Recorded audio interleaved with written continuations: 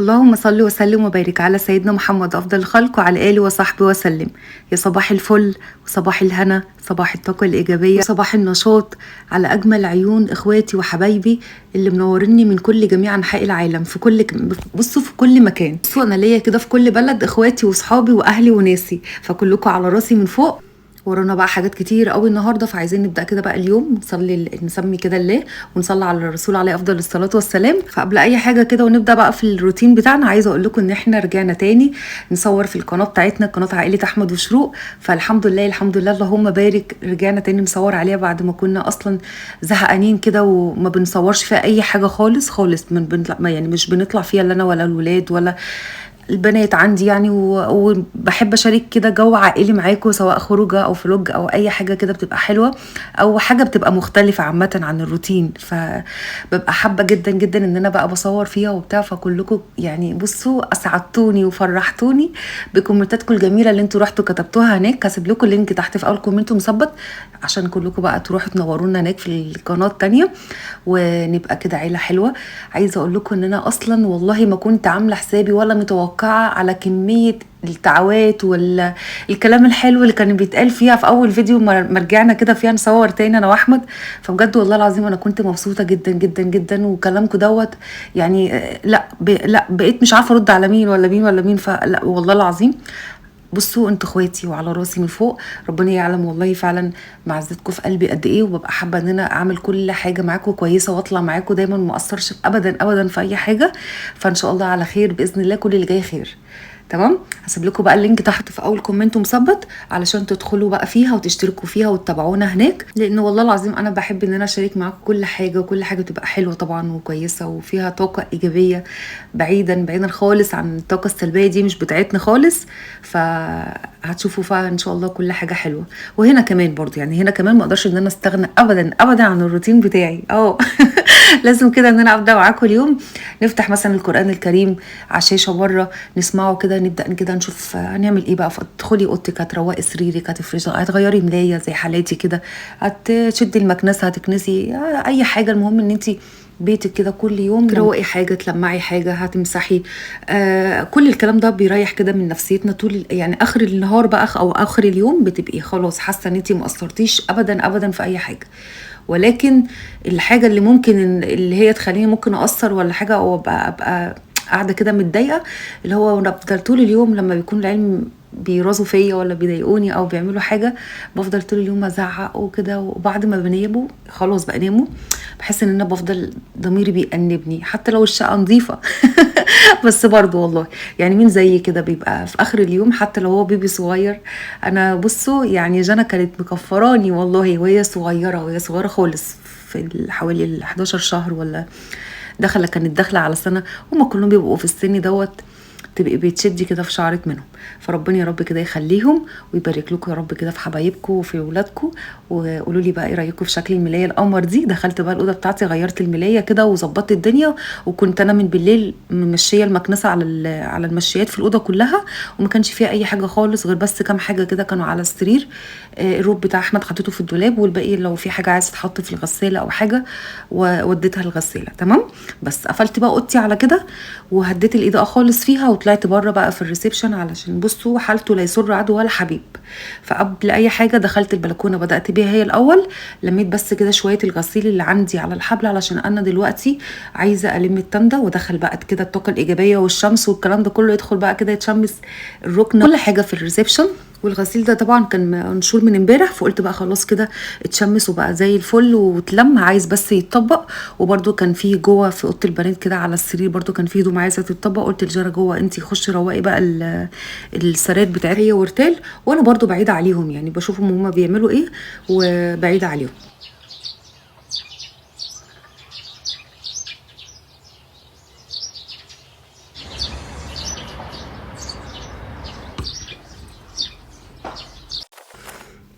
ايوه كده بقى، ايوه كده شويه النهار والشمس والحاجات الحلوه دي الطاقه الايجابيه.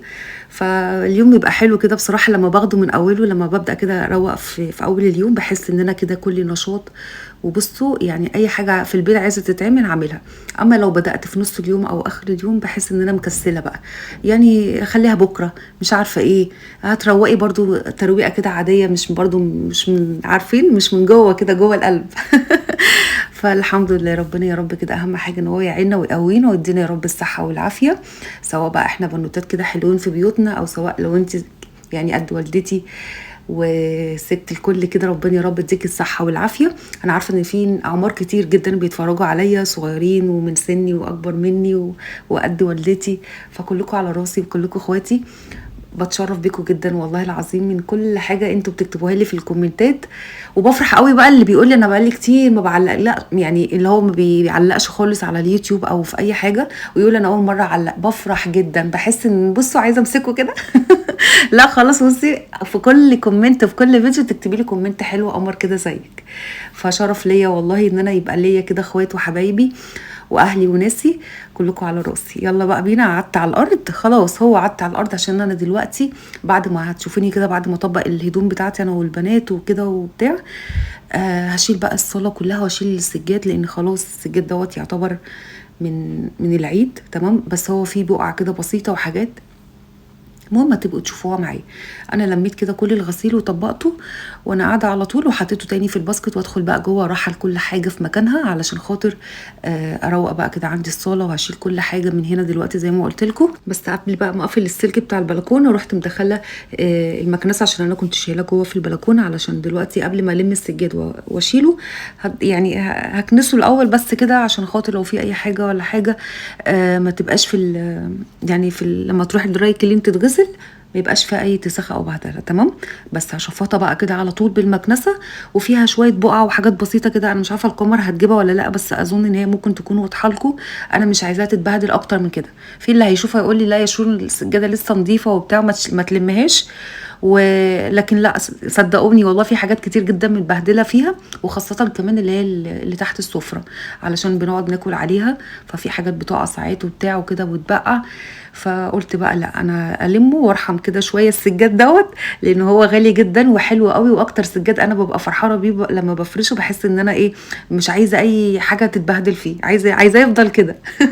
فخلاص بقى كل وقت وليه اذان زي ما بيقولوا، فلميته وهشيله بقى دلوقتي هرله، وهفرش دلوقتي كمان بديل السجاد. احلى حاجه بديل السجاد دوت، بصوا يستحمل معاكي كل حاجه، كل حاجه، اي حاجه بقعه تقع عليها مش عارفه ايه ممكن تقدري تلميها وتغسليها في بديل سجاد على حسب المقاسات، ممكن ساعات بتتحط في الغساله بتاعتك عادي. انا لما كنت في الشقه بتاعتي القديمه، فاكرين الغساله بتاعتي اللي هي ال جي اللي هي بتتفتح من فوق دي، بس دي كانت دلوقتي عند ماما بسم الله ما شاء الله عليها حلوه جدا. كنت بحط فيها الاول المشايات الكبيره، فكانت بتاخد معايا بسم الله ما شاء الله يعني. دلوقتي عندي اللي هي ال جي اللي هي الاوتوماتيك العاديه، لكن هي 10 كيلو، فطبعا مش هتاخد معايا مثلا بطانيه حلوه، ولا ممكن تاخد معاكي مثلا بديل سجاده او مشايه، فلا خالص الحاجات دي بتاثر على عمر التلاجة وعلى عارفين. فالحمد لله خلاص لميت بقى كده السجاد وطلعت على السفره. بص بقى البوكيه القمر الجميل العسل، بصي اللي احمد فاجئني بيه والله العظيم. انا فعلا زي ما قلت لكم في الفيديو في القناه التانية عائله احمد الشروق، انا كان اول مره احمد يفاجئني بالبوكيه الورد ده، تخيلوا. فحسسني كده بلحظه وشعور انا كنت اول مره احسه، حتى ما حسيتوش وانا مخطوبه. والله هتقولي بقى بتدلعي يا شروق وبتاع، من حق اتدلع معلش، اول مره يجيلي بوكيه يبقى اتدلع صح ولا لا؟ فالحمد لله اهم حاجه والله راحه البال والدنيا كده تكون هاديه وجميله، وربنا يا رب كده يسترها علينا ويسترها يا رب على بيوتكم. زي ما انتم شايفين بقى جوجتي برضو بتساعدني وبتروق معايا، بس هي بتروق اوضتها. انا كنت الاوضه بتاعتي مخلصاها وقفلتها زي ما شفتوا كده، قفلت الباب الاوضه وطلعت اكمل بره في الريسبشن، فهم بقى جوه عايشين مع نفسيهم. ورتال كان وراهم ورك هي برضو خلصته، وبعد كده بداوا هما الاتنين بقى يخلصوا في الاوضه تمام.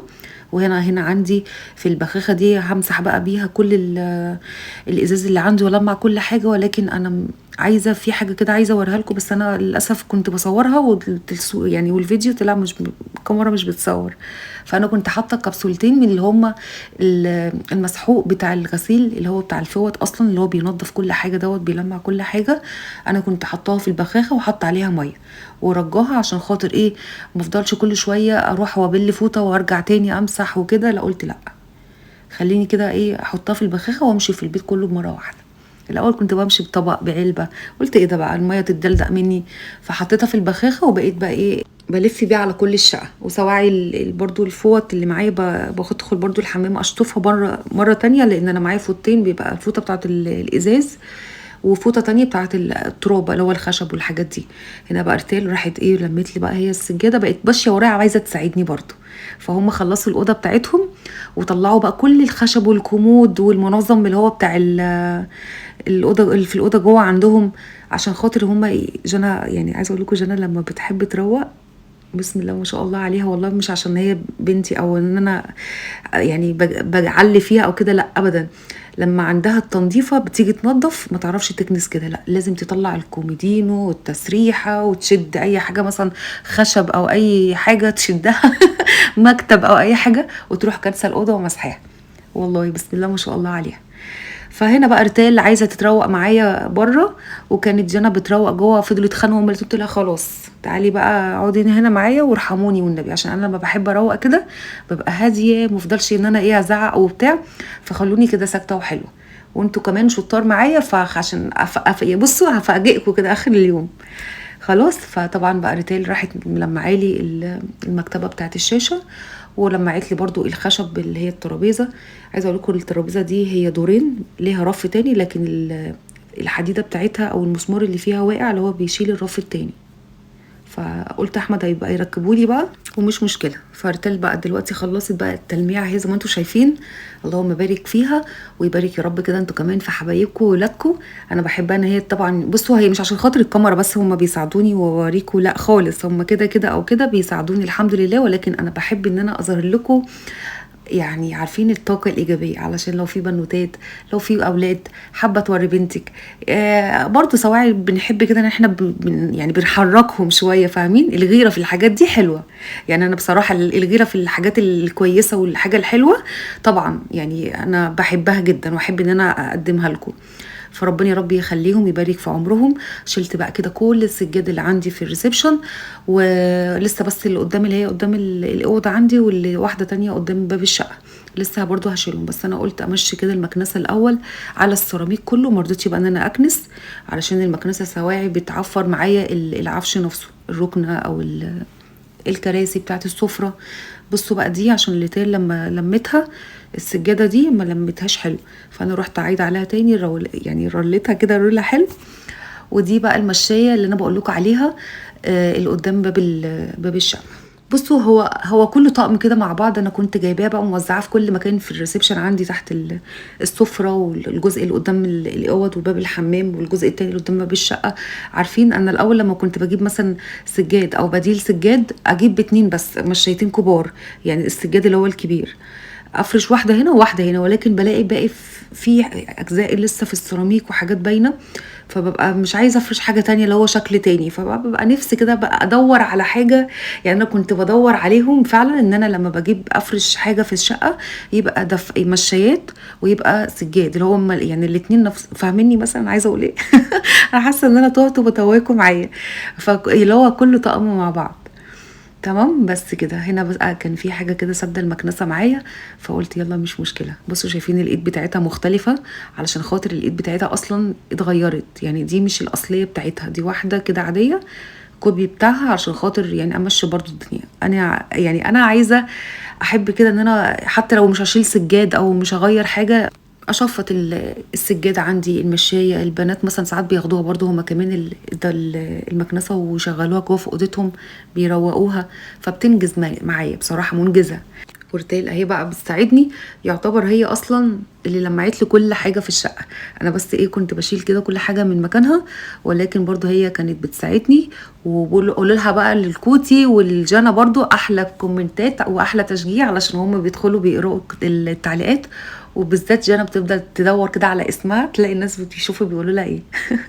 فانا عارفه ان انتوا بتحبوهم وانا والله العظيم انتوا كلكم على راسي، ويراضيكم يا رب كده باللي في نفسكم فيه، ويراضي يا رب كل مشتاق، اللهم امين. هنا بقى خلاص شلت كل حاجه عندي على الرخامه، لان اكتر حاجه كانت متكركبه المنطقه اللي قدام باب الشقه والجزء اللي هو بتاع الرخامه.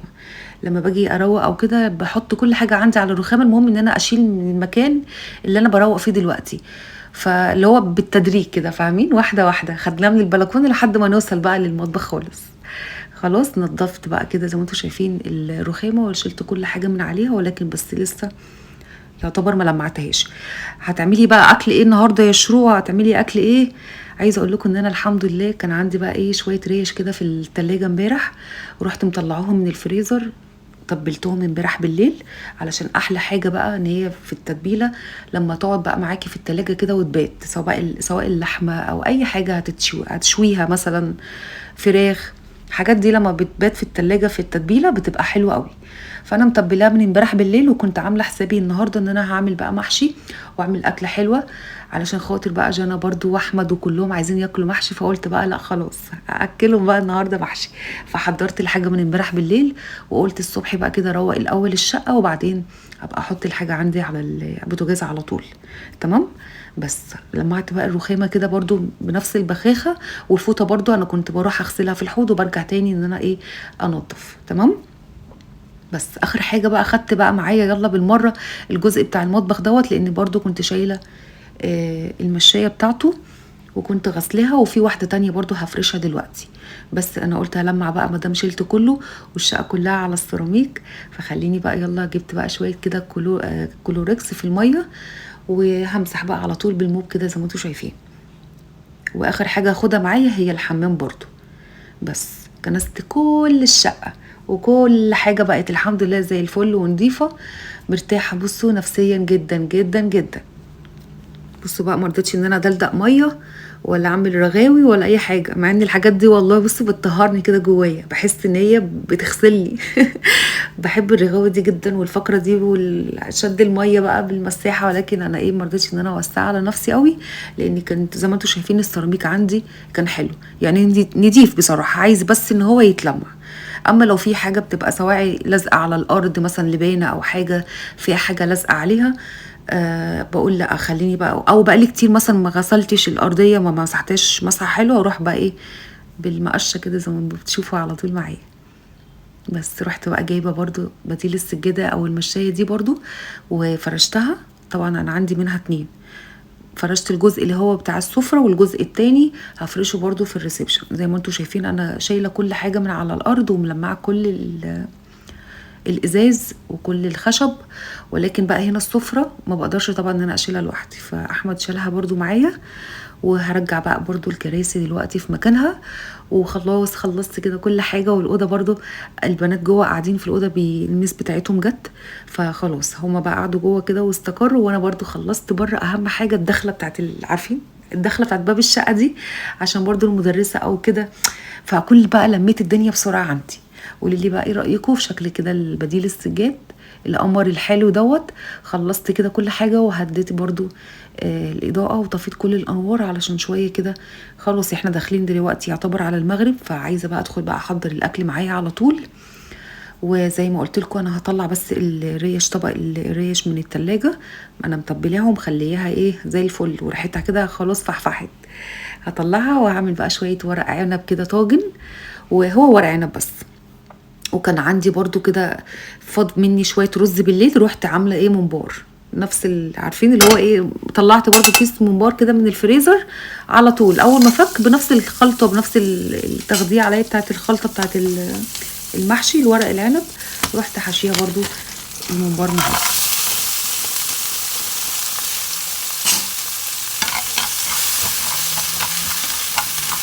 عندي بقى هرش كده شويه فلفل اسود وشويه ملح على الخضار بتاعي، شوحت كده بقى معلقه سمنه، على حطيت عليها برضو بصلايه، وعندي الفلفل الالوان دوت اللي انا كنت مفرزاه في الفريزر على طول، رحت مطلعاه. ودوت يعتبر الارضيه او الفرشه اللي انا هحطها في الطاجن بتاعي بتاع الورق العنب.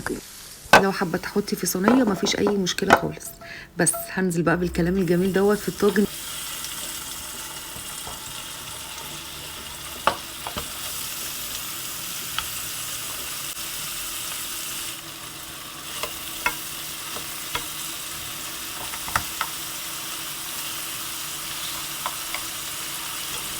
زي ما انتم شايفين بقى، اول ما اخد معايا اللون اللي هو التحمير دوت، بس هو طبعا لسه ما استوتش، هنزل بيها على طول على الخضار على الوش كده زي ما انتم شايفين. والورق العنب خلاص انا لفيته زي الفل وتمام. بس اخر حاجه بقى في البهاريز اللي نزلت من الريش دي في الطاسه معايا او في الجريل، انا هنزل بكام فص كده من الثوم، وهنزل بمعلقه واحده بس من معجون الصلصه، علشان دي المرقه بتاعه الورق العنب. بحب اعملها قوي بالطشه دي او بالشكل دوت، بتبقى حلوه قوي وبتبقى فيها بهاريز كده بطعم الريش. خلاص نزلت بقى عليها كده بالميه بتاعتي وعلى طول. لو في حبه تحطي مرقه ماجي، حبه تحطي، مش حبه براحتك. انا حطيت برضو شويه ملح وشويه فلفل اسود، ورشه برضو كمان من الماجي.